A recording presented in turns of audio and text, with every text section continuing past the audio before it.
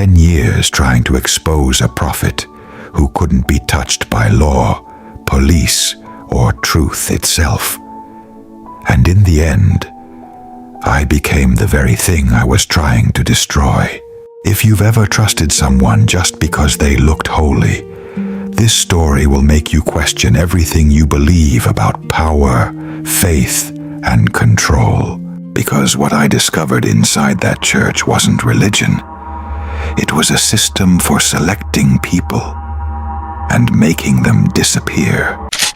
The first missing child wasn't called missing. She was called chosen. People clapped when her name was announced. They celebrated like she had won something. That was the first thing that felt wrong. But I ignored it. My name is Daniel. I wasn't always looking for answers. I was just looking for a reason to keep going. My mother had died 41 days earlier. Since then, life felt like noise without meaning. That's when someone told me about Prophet Ezekiel. They said he healed the sick, restored broken families, changed lives overnight. I didn't believe it, not at first, but I still went. Because grief makes people desperate for anything that feels like meaning. The building didn't feel like a church. It felt like a kingdom. Thousands of people filled the hall. Some crying, some screaming, some collapsing in what they called presence.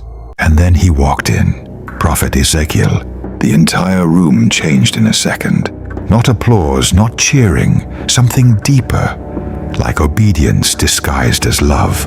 I remember thinking, he doesn't look holy, he looks untouchable.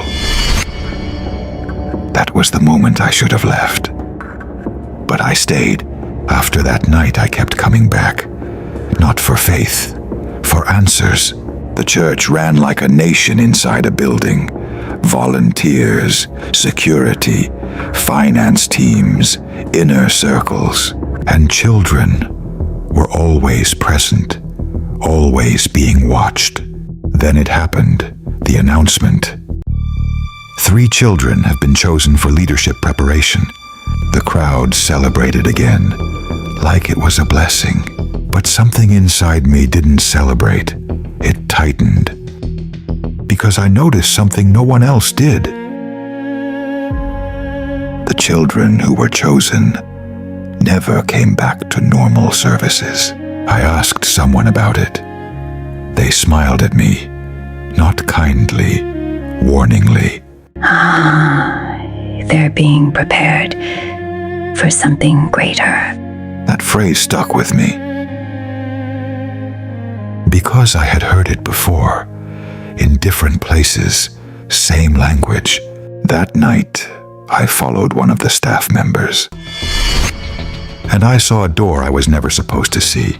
It opened, and I heard a child crying inside. And that was the moment I realized I hadn't joined a church.